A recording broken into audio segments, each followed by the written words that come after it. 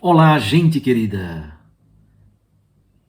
Hoje é segunda-feira, dia 22 de agosto, e a igreja celebra uma memória muito bonita, Nossa Senhora Rainha. Ontem celebramos a solenidade da Assunção de Nossa Senhora e hoje dizemos na liturgia que Maria está junto do seu Filho Jesus Cristo. Como dizia o Salmo 45, a Rainha Mãe está à direita do Rei em veste esplendente, de ouro de Ofir. E o texto do Evangelho que a liturgia nos oferece hoje é Lucas capítulo 1, versículos 26 a 38. Você que me acompanha no YouTube, você que acompanha por meio da Rádio Maria, tome a sua Bíblia. Pegue a sua Bíblia e vamos meditar um pouquinho sobre esse texto tão bonito do Evangelho de Lucas. Capítulo 1, versículos 26 a 38. Naquele tempo, o anjo Gabriel foi enviado por Deus a uma cidade da Galileia chamada Nazaré, a uma virgem prometida em casamento a um homem chamado José. Ele era descendente de Davi e o nome da virgem era Maria. O anjo entrou onde ela estava e disse: Alegra-te, cheia de graça, o Senhor está contigo. Maria ficou perturbada com estas palavras e começou a pensar qual seria o significado da saudação. O anjo então disse-lhe: Não tenhas medo, Maria, porque encontraste graça diante de Deus. Eis que conceberás e darás à luz um filho, a quem porás o nome de Jesus. Ele será grande, será chamado Filho do Altíssimo, e o Senhor Deus lhe dará o trono de seu pai Davi. Ele reinará para sempre sobre os descendentes de Jacó, e o seu reino não terá fim. Maria perguntou ao anjo: Como acontecerá isso, se eu não conheço homem algum? O anjo respondeu: O Espírito virá sobre ti, e o poder do Altíssimo te cobrirá com sua sombra. Por isso, o menino que vai nascer será chamado Santo, Filho de Deus. Também Isabel, tua parenta, concebeu um filho na velhice. Este já é o 6º mês daquela que era considerada estéril, porque para Deus nada é impossível. Maria então disse: Eis aqui a serva do Senhor. Faça-se em mim segundo a tua palavra. E o anjo retirou-se. Palavra da salvação. Glória a vós, Senhor. Minhas irmãs e meus irmãos, como eu disse, celebramos hoje essa memória mariana. Maria, Rainha. Nossa Senhora, a Rainha. Obviamente, temos duas grandes alusões no Antigo Testamento que dizem respeito a esta memória. A primeira é o Salmo 45, que trata do casamento de um rei. E a segunda é a Rainha Esther. Estes dois textos sempre foram interpretados em perspectiva cristã.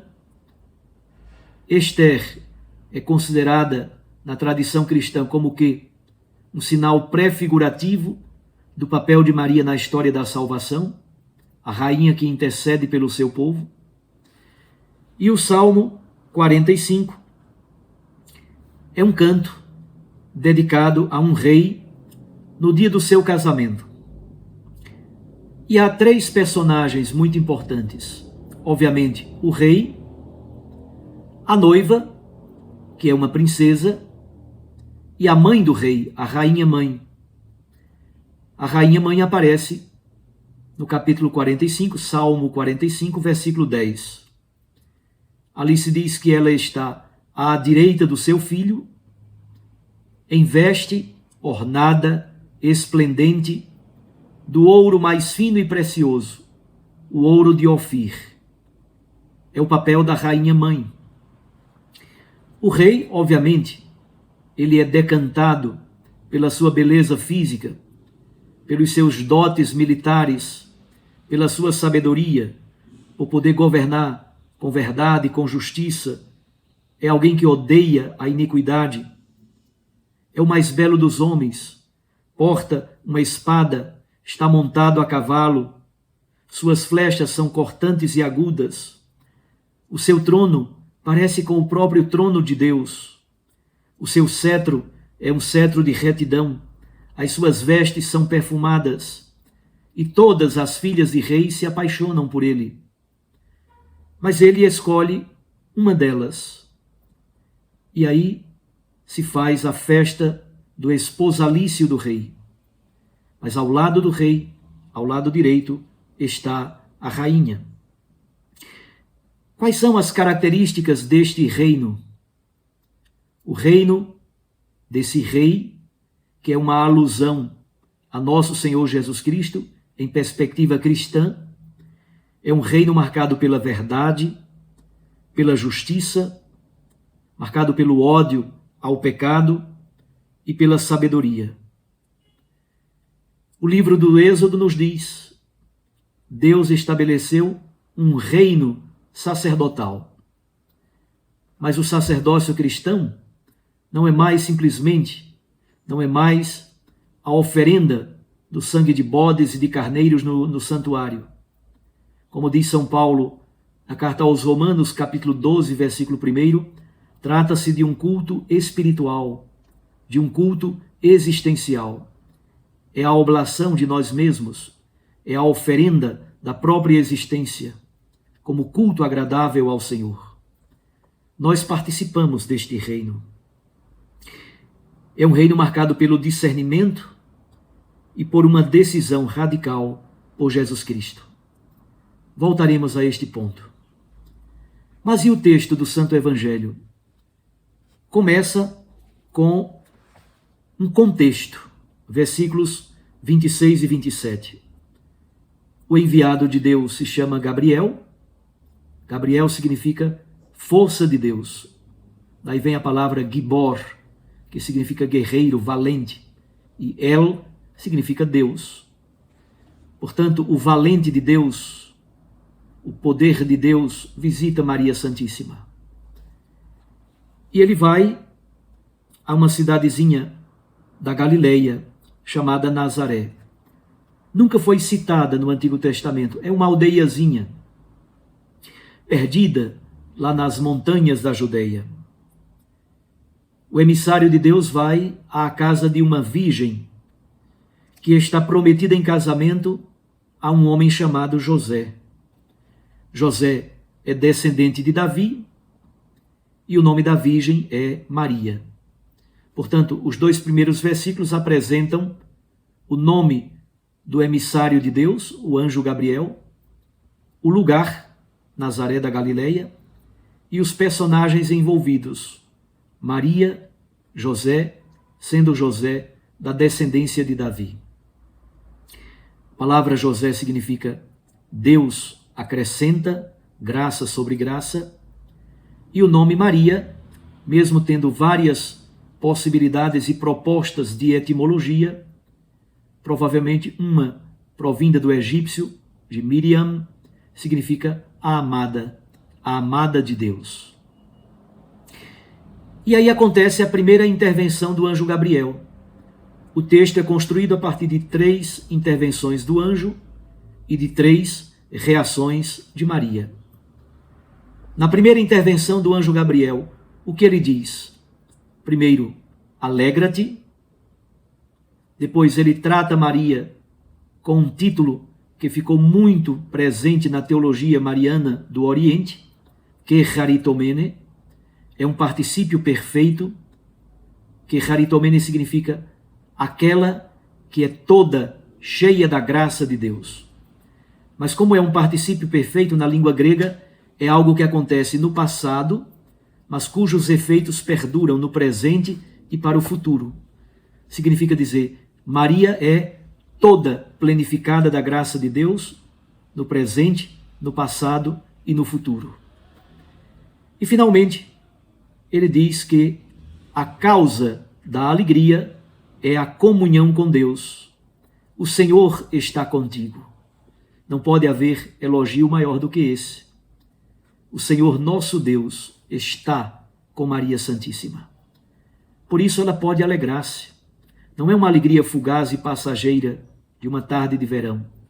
É uma alegria plena em Deus, porque ela está sempre junto de Deus e Deus está com ela. Ela se torna a toda plenificada da graça. Qual é a reação de Maria? Ela fica perturbada e ela começa a refletir sobre o significado desta saudação. Maria, apesar da tenra idade, ela não é uma estúpida. Ela reflete, ela faz o papel daquela que busca o discernimento da vontade de Deus em sua vida. Segunda intervenção do anjo Gabriel, versículos 30 a 34. Aqui acontece, propriamente dito, a mensagem do anjo a Maria. E tudo começa com uma saudação pascal. Não tenhas medo. Não tenhas medo é esta uma saudação típica do ressuscitado. Porque Maria não pode ter medo? Porque ela encontrou graça aos olhos de Deus. Encontraste graça aos olhos de Deus. E aí acontece a mensagem propriamente dita. A mensagem consiste em que Maria, ela é virgem, mas ela vai conceber um filho e vai dar à luz um filho. Na verdade, a mensagem do anjo Gabriel fala muito mais desse filho do que de Maria. O que o anjo Gabriel diz deste menino? Primeiro, que o nome dele é Jesus. O nome dele será Jesus, que significa Deus salva. Segundo, que ele é filho do Altíssimo. Maria será a mãe do Filho do Altíssimo. É algo grandioso, impressionante para o coração de uma jovem. E terceiro, que ele é filho de Davi, portanto, herdeiro do reino de Davi. Só que a característica do reinado de Jesus é diferente. É um reino eterno. O seu reino nunca terá fim. O nome dele é Jesus, Deus salva. Ele é filho do Altíssimo e ele é filho de Davi, herdeiro desse reino, mas é um reino diferente, eterno e sem fim. Reação de Maria. Ela questiona Deus. Como é que vai acontecer isso? Eu não conheço homem algum. Maria expõe a sua virgindade e tem a ousadia de questionar o próprio Deus. Finalmente, nos versículos 35 a 38a, acontece a terceira intervenção do anjo Gabriel. Ele agora vai explicar o como. Como é que vai acontecer que Maria vai ficar grávida, se ela é virgem? O Espírito Santo. O Espírito Santo virá sobre ti. E ele derramará sobre ti, Maria, a sombra do Altíssimo. Maria se torna a Shekinah do Espírito Santo. A inabitação de Deus repousa sobre Maria Santíssima. E finalmente, o anjo Gabriel ainda diz duas outras coisas bonitas sobre a identidade do menino.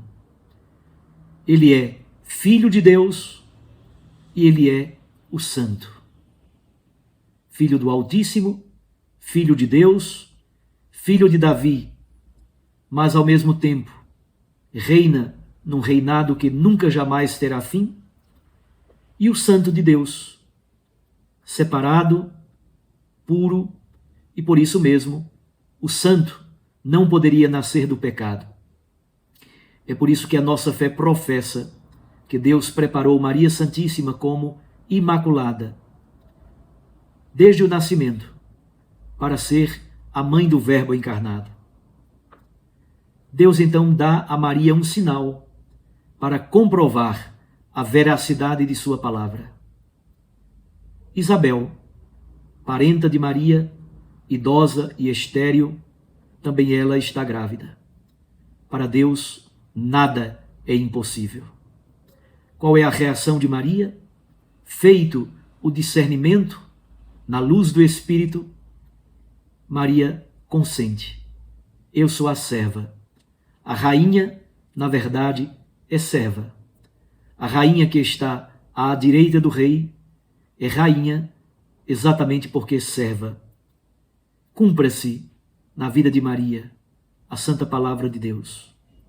Ela cumpriu plenamente a vontade do Senhor. Essa memória tão bonita nos fala, sobretudo, de discernimento. Maria faz o discernimento da vontade de Deus na luz do Espírito. Mas também nos fala de decisão existencial por Jesus Cristo. O sim de Maria é absolutamente a entrega à vontade e ao desígnio de Deus. Assim, a promessa de Deus se cumpre na história da salvação. Que nós também participemos deste reino. O Rei é Cristo, Maria é Rainha, mas de algum modo, pelo batismo, todos nós fomos associados ao reino de nosso Senhor Jesus Cristo. Reino de sacerdotes, num culto existencial de oblação e entrega, para fazermos sempre a santa vontade de Deus. Um abraço a você. Fique com Deus e com sua Mãe Maria Santíssima. Eu os abençoo em nome do Pai e do Filho e do Espírito Santo. Amém. Até amanhã, se Deus nos permitir.